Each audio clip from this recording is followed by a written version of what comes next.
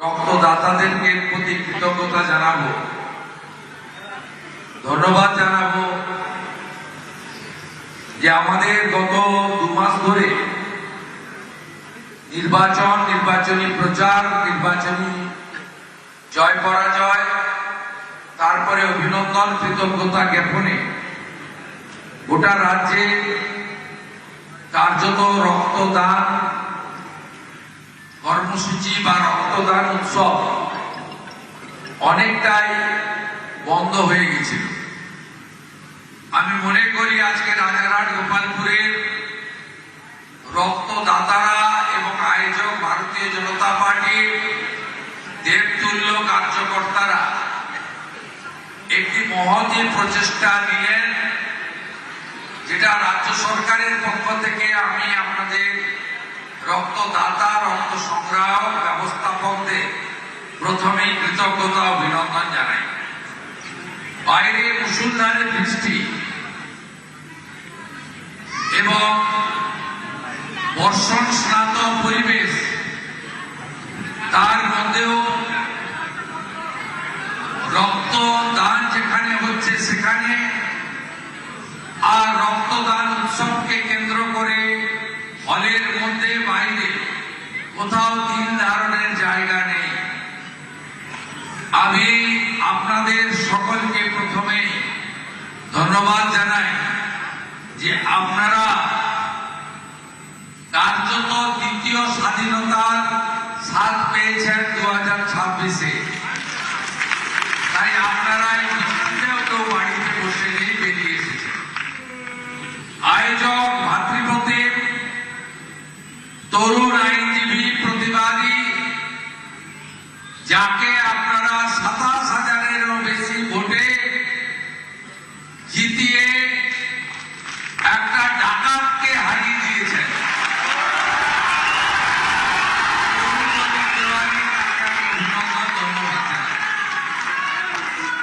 রাজ্য মন্ত্রিসভা cabinet colleague, কৃতি চিকিৎসক, আদর্শবাদী নেতা এবং আর্যিকর সহ নানা গণ আন্দোলনে যিনি বিরোধী দলনেতাকে সাথ দিয়েছেন, ডক্টর শারদ মুখার্জি, তাকে আমি যথাযথ সম্মান জ্ঞাপন করি। আমি সব মিটিংয়ে বলি, রাজারহাট নিউ টাউনে আপনারা নেতাকে জেতাননি, একজন কর্মীকে জিতিয়ে দিয়েছেন। তিনি যে বিধায়ক, তিনি যে 4-5 লক্ষ লোকের প্রতিনিধি এবং রাজারহাট নিউ টাউনের মতো বিধানসভার তার কাজ কর্মে, আচার আচরণে আপনারা কোনো পরিবর্তন দেখতে পাচ্ছেন না, আগামী দিনেও পাবেন না। তিনি আমাদের কর্মী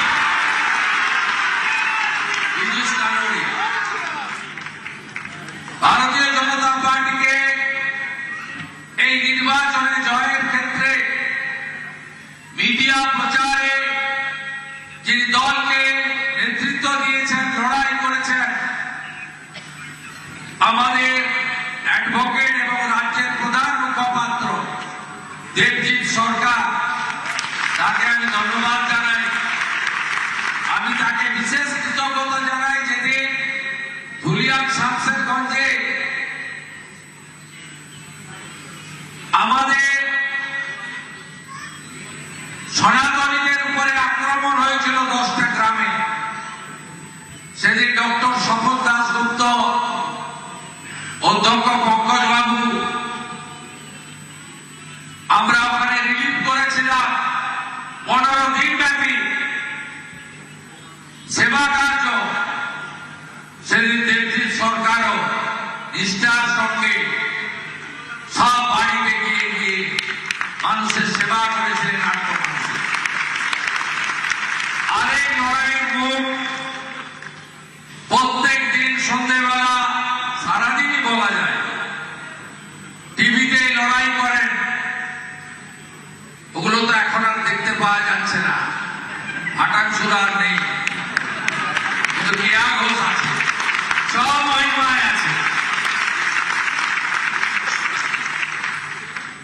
আমাদের স্বপন রায়চৌধুরী অনেক পুরনো ঘনিষ্ঠ নেতা, স্বপন সিকদার,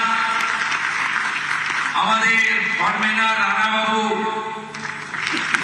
আমাদের সরস্বতী বোন সেক্রেটারি, আর যাদের নাম বললে না নয় মন্ডল প্রেসিডেন্ট, এরা অনেক কেস গেছে। তরুণ জ্যোতিকে বলবো এফআইআর এর কপিগুলো, সার্টিফাইড কপি তুলে আমার কাছে পাঠাবেন ভাই।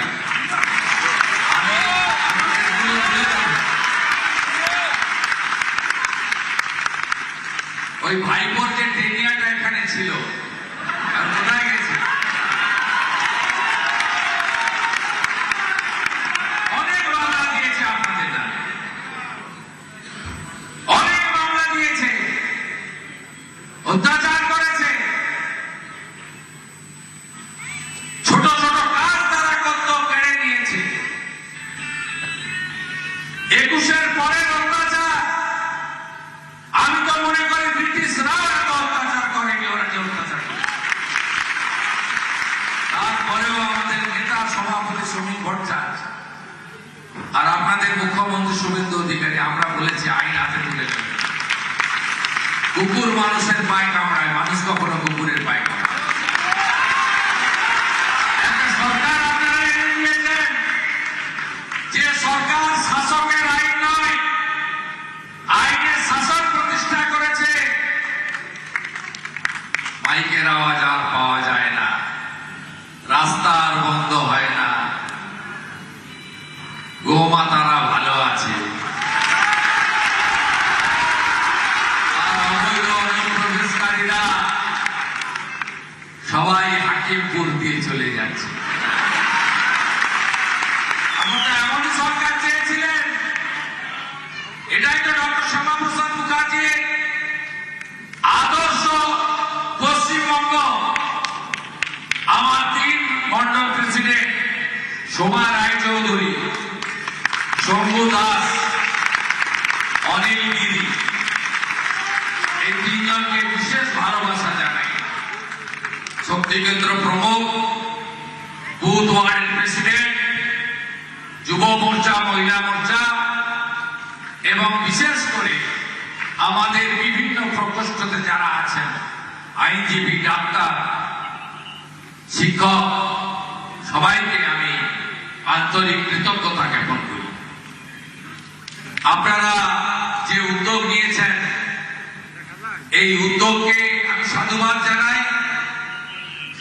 সরকার তখনই সফল হবে যখন জনগণ এগিয়ে আসবে, সরকারি দলের কর্মীরা নিজেকে দায়িত্বশীল নাগরিক হিসেবে সরকারের সমস্ত কর্মসূচিকে